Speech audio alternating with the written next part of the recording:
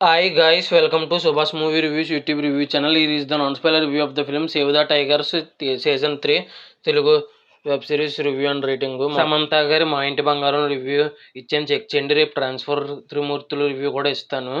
ఇంకా ఈ web series వచ్చేసి 7 ఎపిసోడ్స్తో ఈచ్ ఎపిసోడ్ 25 minutes అలాగా కలిపి 2 hours 40 minutes ఉంది. చూసిన తర్వాత నాకు ఎలా అనిపించింది అనే విషయంలోకి వెళ్ళేలోపు సంగీతం పెద్ది, రమణీ కళ్యాణ్ ఇంకా చాలా రివ్యూస్ ఇచ్చాను, చెక్ చేయండి.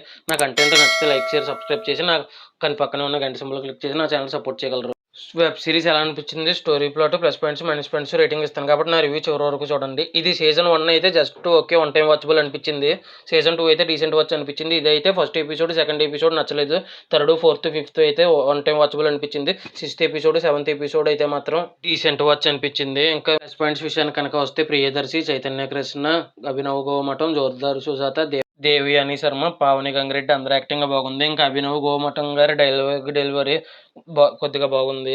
ఇంకా వెన్నెల కిషోర్ గారు గెస్ట్ కింద ఉన్నారు, ఉన్నది తక్కువసేపు అయినా కూడా అతనిది కొద్దిగా బెటర్గా ఉంది. సీజన్ 1, 2 బెటర్గా ఉంది, కొన్ని చోట్లైనా సిరాకు రాలేదు. కానీ సీజన్ 3 విషయానికి వస్తే కొన్ని చోట్ల సిరాకు కూడా వచ్చేలా చేసింది. సీజన్ 4 తీయకండి, సీజన్ 3 కంటే ఘోరంగా అయిపోద్దేమో.